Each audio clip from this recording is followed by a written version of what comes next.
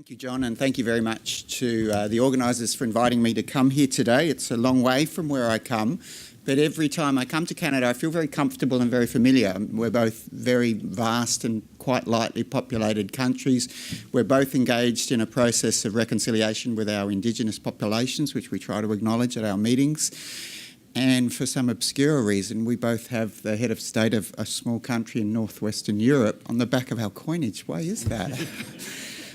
But perhaps more relevantly, we both have publicly funded health systems, which I think is critical to responding to prevention in an equitable fashion, and is certainly critical to the way we're responding to PrEP rollout in New South Wales and Australia. These are my disclosures. The most important thing that I'd highlight today is that Gilead did provide us a proportion of the drug required for this rollout. So I'm going to start with giving a little bit of context about why New South Wales decided PrEP was such a critical part of the PrEP response, why we decided that we needed to do it in a rapid, targeted and high coverage fashion, then talk mainly about the study results and some future challenges that I think come from this. So a bit of context, New South Wales is about 80% of the size of Ontario.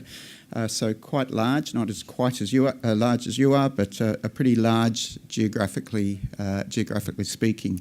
Its population, like Ontario's, is rather concentrated in small parts of it, and in New South Wales it's along the coast. And that red area midway down along the coast is Sydney, in which where about 5 million of the state's population of 7.7 million live. So it's really rather concentrated with lots of very, very lightly populated areas.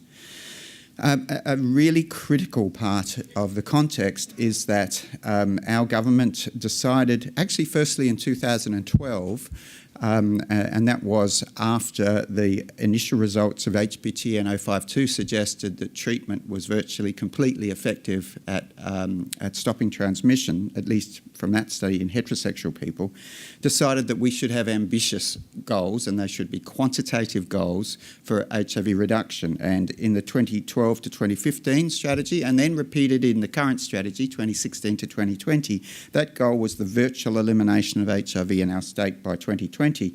And you'll see that little equation there with the brackets of test often, treat early and prevent. So based on both treatment as prevention and a more broad category of prevent. So a little bit more context. Firstly, we have an epidemic that is stably predominantly affects men who have sex with men in the blue column there. So around about 80% of our infections have been in MSM for a very long time, and that hasn't changed. You'll see around about 15 to 20% are in heterosexual people. We have a vanishingly small number of infections in injecting drug users. We have very high level needle and syringe programs in the state to try to ensure injectors always have access to clean needles, which from the point of view of HIV at least has worked very well. In that previous strategy to 2012-2015, we worked very hard at trying to get treatment as prevention maximised. So we saw enormous increases in HIV testing. These are the increases in the number of tests in sexual health clinics, publicly funded sexual health clinics in southeastern Sydney. Southeastern Sydney is the area where most of the gay community lives in Sydney, and is by far where most of the epidemic is. This was achieved through government targets at clinics being monitored very closely over time to ensure that these increasing tests were achieved and then increased more and more. Every year these clinics had targets for increasing these targets. It wasn't always easy. There was a lot of grumbling. There wasn't a lot of new resources. Clinics were asked to reprioritise. So, for example, sexual health clinics were asked to do less testing in asymptomatic young heterosexual people because the rates of STIs and HIV are low in that population, and to prioritise testing in priority populations, such as sex workers, men who have sex with men, and our Indigenous population. There was a huge change in treatment patterns over this period in Australia. So prior to 2012, our guidelines said that we should wait till the CD4 count dropped to 500, and then it was changed in late 2012, so that everybody should receive treatment. So this is a graph of the proportion of people on treatment within 6 months of HIV diagnosis. The blue line being for people with CD4 counts of less than 500, and you'll see that increase is only moderate because even before then the recommendation was that they should be on treatment. But the red line of people who had higher CD4 counts of greater than 500 at diagnosis shows this extraordinary increase over just a 2-year period from 36%, it was a minority of people getting on early treatment in those days, to 80% by the end of 2015. So a very, very large increase in early treatment initiation. Such that by 2016 we estimated that the state had met the UNAIDS 90 goals and has remained above that since. Despite all of that good work, at the end of 2015, HIV diagnoses in the state were stable. The 4 colours are just different quarters of the year. So you'll see we was really stuck at about 350 new diagnoses per year, 80% of them in men who have sex with men. We did have a bit of a reduction from 2012, but 2012 was a single outlier. I could show that graph back about 15 years and it was changing very little, around about 350 new diagnoses a year. So a very stable epidemic despite that increase in treatment. So when it came time to think about what we were going to do in 2016 to 2020, essentially the conclusion was made that although treatment as prevention was critical, it was not enough to lead to the reductions that the state had signed up to.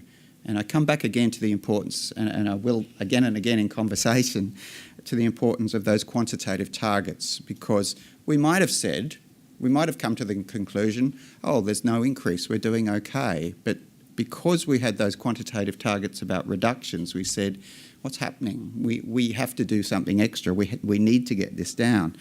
In 2015, the other thing that occurred, of course, was that we saw for the first time the results of PrEP studies in developed country settings. We had Ipigay before, which was about a 45% reduction. Sorry, not Ipigay, the IPREC study before. But in 2015, the UK PROUD study and the French-Canadian Ipigay study showed 86% reductions in PrEP. And I think as soon as we saw those results, we thought, this is something we need. This is something we need to roll out. The issue, though, was that PrEP hadn't been licensed in Australia. Back then, I think it was only licensed in the US. One other critical thing was that demonstration projects, small-scale demonstration projects, and there were 3 or 4 of them around Australia, showed very high levels of adherence, and the conversation back then was very much about, oh, will gay men take this drug? If they don't take it, they'll become infected. The local studies, small-scale local studies, were entirely reassuring about that gay men would take the drug, and that was backed up both by what they were telling us, but also by blood levels, and there were 0 infections in our pilot studies. So based on all of that and the fact that her government had signed up to these targets, our amazing Health Minister Gillian Skinner announced on December the 1st, 2015, that she would fund an implementation study because the drug wasn't licensed, so it simply couldn't be prescribed. It needed to be within a study. So this was a statewide, large-scale implementation trial to commence on March the 1st, 2016, which happened to be about 3 days after the Mardi Gras Festival. The day before the Mardi Gras Festival in Sydney. So that was a 3-month gap. You can imagine what that summer was like for us. We didn't get much of a break that summer. So that's why New South Wales decided it should roll out PrEP, but I want to say a little bit about why it decided it should be targeted, it should be rapid, and it should be high level. Essentially, this was informed by local mathematical modelling that if you targeted it to high-risk gay men with high levels of coverage in that group and you rolled it out quickly, you could very, very substantially and quickly affect the epidemic. And the graph there in blue suggested you could have enormous impacts if you could get those levels of coverage. Now, the other thing about targeting, of course, which is important to government, is that it's far, far less expensive to target a relatively small population than to give it to a large population. And I think there is no getting around that issue, that when you're talking about preventive drugs, government, in situations where the government is the funder of the drugs, which is our situation, you need to try to restrict it to people who will benefit most. It's important to note that the modelling also showed that if you had lower levels of coverage, you got much lower reductions in incidence, and that is because of the concept of herd protection, that by preventing one infection, you would prevent that infection being passed potentially to many, many more. And this is exactly the same concept that we think about in vaccines, that we try to get high levels of coverage to see population level effects of reduction of disease.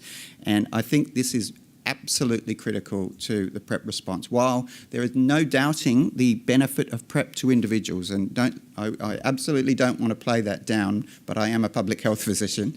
But I think you will hear at this conference the extraordinary benefit to individuals, not only in terms of HIV prevention, but in terms of mental health. But for a population level effect, if what you're interested in is ending the HIV epidemic, then high level coverage to achieve herd protection is utterly critical. So that's the background, and now I'll tell you a little bit about our study results, which were published in Lancet HIV just a month ago, but I'll update those results as well. So our targeting was based on local epidemiological data, and I think this is again important, that any targeting that you decide to do needs to be based on your local epidemic. It's the old WHO language of know your epidemic. In our setting, the only population with a high enough incidence of HIV to justify PrEP is men who have sex with men, but also in some cases heterosexual serodiscordant couples. So we took data from this cohort study in Australia, in Sydney, which suggested that rectal STIs or syphilis was associated with a very high HIV incidence of about 3 to 7 per 100 person years. Having condomless intercourse with an HIV positive partner who had detectable viral load, very high incidence. Having receptive condomless anal intercourse with casual partners, pretty high, and simply being a methamphetamine user, also associated with an incidence of about 2 per 100 person years. So they were adapted into clinical criteria for who was eligible for PrEP. Because we were looking for population level impact, we based the study throughout the state of New South Wales. From the southern border to the northern border, that's about 1,200 kilometres. We were helped very, very much in this endeavour by the fact that we have a statewide network of publicly funded sexual health clinics. So at these clinics, anybody can walk in the door and receive free sexual health care. You don't need to, normally in Australia, to see a doctor, an Australian resident produces their Medicare card, and that gets them their highly subsidised visit to the doctor. But at sexual health clinic, nobody is turned away. Everybody gets free health care, with the philosophy that the only way to control STIs is by allowing people to be diagnosed and treated. Some of these clinics, I mean, this might, I'm not sure that if you have this sort of system in Ontario or not, but this is not a, it's not a perfect system. There are large parts of the state that don't have sexual health clinics, and some of those sexual health clinics on this map are very small. They'll operate a day or two a week, but nevertheless, they did allow us to roll out PrEP across that very large network. And by the end of the study, we had 30 clinics which were part of the study. So we made a decision about sample size, which was really a pragmatic compromise between our desire, based on the modelling, to start all high-risk men who have sex with men on PrEP quickly, and we said let's aim to do that within 12 months, but with considerations of how quickly, looking at the numbers and where they would likely occur, of whether this would be possible, because this was not accompanied by a lot of funding. this was mostly sexual health clinics being asked to reprioritise, again, to prioritise on the highest of the high risk. Some extra funds were provided at a few places which became overwhelmed. The number we came up with was 3,700, which was based on the male resident population between 18 and 69. The 2.3% we had who identified as gay, we've had 2 national sex surveys over the last 20 years in Australia, which seem to have settled on a figure of about there. That doesn't include bisexual men. That's only men who identify as gay. And 8.6% of those who met one of those 4 risk criteria which I showed you, and because that number was going to be too large, we put an additional requirement that essentially made us think that these people were the highest of the high. They had at least 10 sexual partners in the last 6 months, and they reported condomless anal intercourse frequently or meth use frequently. The baseline assessments were very pragmatic. We tried to make this study as simple for clinics as possible. So they had to meet the guidelines. They had to be adults at the start of the study, and they had to be negative on a 4th generation HIV antibody test. We didn't want people who'd simply tested positive on rapid tests, because we know that the window period is rather longer on a rapid test. We excluded people only if they had symptoms of acute HIV or if they had evidence of impaired renal function. So the study had 2 outcomes. We had what's traditionally called in this area of science an efficacy outcome, whether the treatment prevented infection within the cohort. So that's the incidence in the 3,700 who commenced PrEP, and then the population level effectiveness outcome. And so this was looking at the statewide change in the whole state of New South Wales in surveillance data between the 12 months before we started recruitment and the 12 months after we finished recruiting the 3,700. We focused on recent HIV infection in the outcome because, as all of you who work in this field know, many people who are diagnosed today with HIV will have been infected last year or the year before or the year before. Now, clearly, something you're doing today cannot prevent those infections. So we have a long-standing surveillance system for recent infection in New South Wales, which is people who have evidence of an HIV negative test in the last 12 months. They have a Western blot which is not completely formed at diagnosis, and they have a diagnosis by a doctor of an HIV seroconversion illness. In terms of finding out who became infected, in the protocol we called HIV a serious adverse event, which the doctors needed to tell us about. We were lucky enough to have a sentinel network called the Access Network, which is a sentinel system which is statewide in those sexual health clinics, allowing us to look at the incidence of STIs and HIV, and also enables us to pick up any infection at any clinic. So if I was recruited at one clinic but diagnosed at another, we would be able to detect that infection. In addition, we asked people to consent to data linkage with our state HIV register.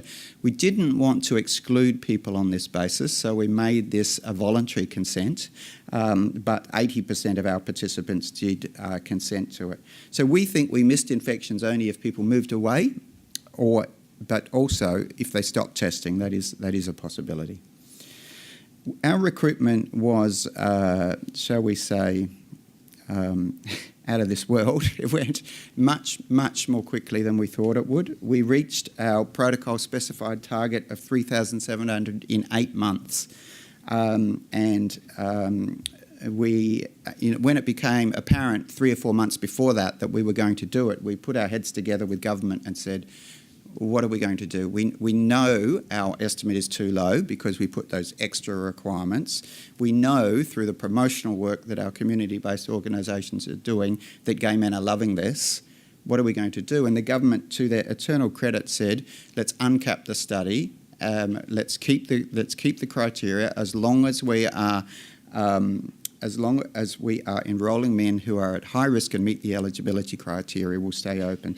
So when we stopped recruitment on April 30 this year, because we started to have national funding for the drug, we had over 9,700 participants.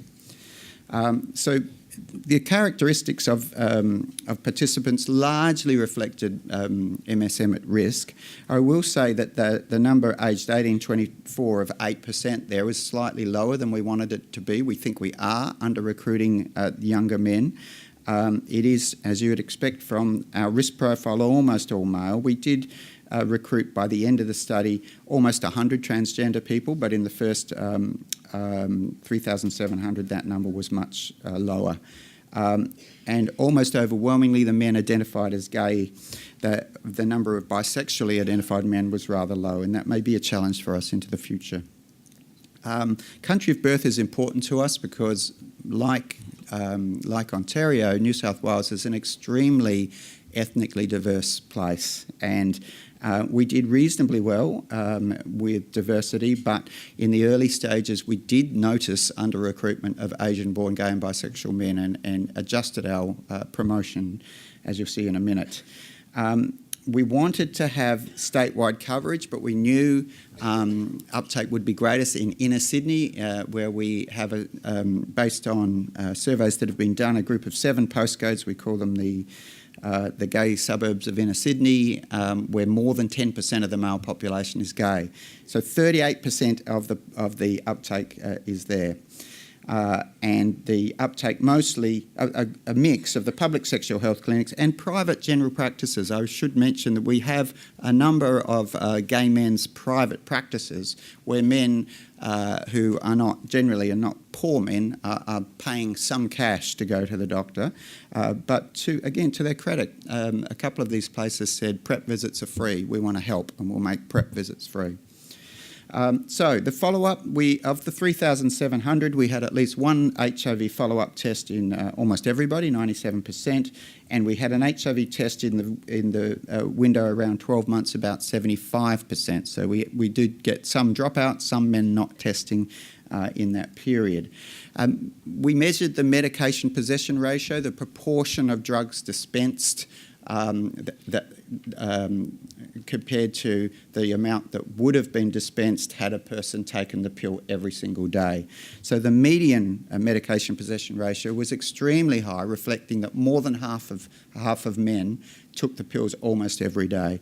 The mean was lower though, and that's because we had a small proportion of men, about 3%, who came back for their 1-month visit, because we did require men to come back at 1 month and then 3 monthly, who didn't come back again.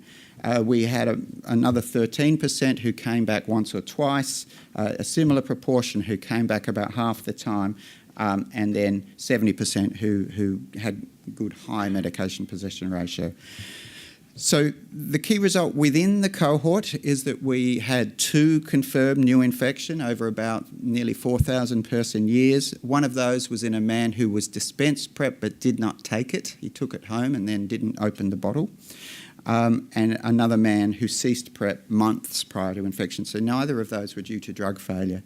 And the incidence rate that calculates to is about 1 per 2,000 person years in a group who we expected a much, much higher rate.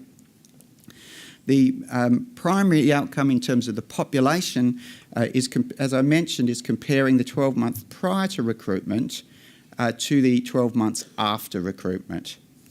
And just to be fair and to make sure you don't think this is all due just to the 3,700 men getting PrEP, by the end of that after period, we had 7,600 men on PrEP. So it's more than just the 3,700. So this was the difference. And remember, this is in a setting which had had stable rates for 15 years. So, this is a setting which we believe to be due to PrEP. Within 12 months, we had a 32% decline in recent infections and a 25% decline in all diagnoses overall. We had inequalities that are very important and that we're working to try to improve. The decrease was much larger in older gay men, so it was almost 50% in 35 plus year old, and much less in the 18 to 24 year olds, who we think we are under recruiting. By place of birth, we have seen a close to 50% decline in Australian-born gay men, much lower declines in Asian-born gay men and in some other overseas-born gay men as well, largely in those gay men who come from countries where English is not their first language. And when we looked at geography, and this was a very striking finding, which was stronger than we were expecting, I would have to say, that in inner Sydney we saw more than a 50% decline. In the outer suburbs of Sydney, which are highly ethnically diverse, we saw a 50% decline. We saw very little decline. So in conclusions for this part, we got really quite striking low incidence in the cohort, a major reduction across the state, and we've highlighted these inequities, which are real challenges for us in the future. So in the last couple of minutes, I want to speak on where to from here. I want to first talk about why this worked, and this really did take a lot of innovation. The health department in Australia, drugs are usually dealt with federally, but our health department purchased the drug and our state health department managed the drug supply. The clinics had to manage thousands and thousands of new patients, so nurse dispensing became a reality in many places. It was a study which required written consent. Group consent sessions were held, and in some places new doctors were employed.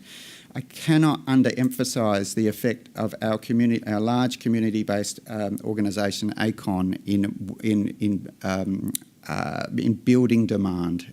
It was utterly critical to creating that amazingly rapid uptake. And the action of all these players had to be closely coordinated. And we call this partnership version 2.0 because we've had partnership forever in Australia, but this was a very, very closely managed partnership. Over those first 2 years, we had weekly meetings of the study management team with sexual health clinicians, with the Ministry of Health, with the community organisations, to quickly identify problems as they emerged and to act on them. It was really hard work, I have to say, but it worked. Community engagement. So our community group, ACON, did an amazing job. And I was talking to some colleagues here from Ontario coming up here and telling them the size of ACON. So ACON has about 200 staff and gets about $10 million a year in government funding and another $5 million a year in other funding. And it is fantastic value for money. It does extraordinary work. So it established a PrEP mailing list. It devoted a full-time person to this. It held community forums around the state, in pubs and clubs and bars. Some of them were small scale. I spoke at many of these. Sometimes 3 people turned up, sometimes 100 people turned up. And in fact, once we had PrEP, then a lot of people did turn out. And then there was a lot of, creative campaigns. These posters were everywhere around Sydney, and they were translated once we started realising what an issue we had with Asian gay men. We had campaigns designed for different environments. The ones with the rude words are obviously designed for very certain places, such as sex on premises venues, and we were careful, especially once we realised what was happening, to ensure that there were Asian faces in a lot of these campaigns. When we really began to see this, ACON really ramped up its work, and it had to. I should say ACON, as a key performance indicator, has getting HIV infections down. It's answerable to government, so it is very strongly invested in this field. These posters in Chinese, in Vietnamese, in Thai, and in other languages, including Portuguese, actually, because we have quite a large Brazilian population in Sydney as well. were very familiar around Sydney, and we're on the side of trains. They were or train stations, should I say, in the relevant parts of Sydney. It's also really important to note that we didn't just say it was all PrEP. We said this is part of HIV prevention. It's not just PrEP. So these figures are saying, you know, I do it with my doctor. He's an HIV positive man who's saying he's maintaining his undetectability by staying on treatment. I do it every day. I take my PrEP pill. I do it all the time. I use condoms, saying that there are many different ways of effective HIV prevention in this day and era. And now we're up to transition. So the study has finished recruitment, and we're now transitioning across to what we call the PBS, the Pharmaceutical Benefit Scheme. The way the English talk about the NHS and how much they love it, we talk about our PBS, because this means that no matter who you are in Australia, the most you will pay for any PBS drug is $40 a month. And if you are unemployed or on a low wage, you'll pay $6 a month. So it does mean that that access to drug is not mostly a problem unless you're not an Australian citizen and Australian permanent resident, and that is a big issue for us at the moment because we have such large numbers of Asian students who are temporary residents and are not covered by our system. So looking into the future, the key issues for us keeping going and making better. And I can report to you that 32% reduction is more like a 45% reduction now. The reduction in inner city gay men is like 80%. We are moving towards HIV elimination in the inner city. It's quite amazing. But that sounded like Donald Trump, didn't it? Sorry. But I do want to get back to PrEP being requiring very high-level coverage. And as we are seeing increases in condomless sex, the target is increasing, and we are closely managing coverage and who is not taking PrEP, who should be on PrEP. And we're still challenged by these groups who we're not targeting adequately. And one of the main ones that we're facing now is that all of our targets thus far have used gay community. And I think as we get more and more to the margins, we're going to start seeing a lot higher proportion of infections in men who don't identify as gay. And we are struggling as to how we're going to deal with that. I want to finish by thanking the large team of individuals who were responsible for implementing the study, thank the participants, of course, and Gilead for provision of some of the study drug. And I'll leave it there. Thank you. Thank you.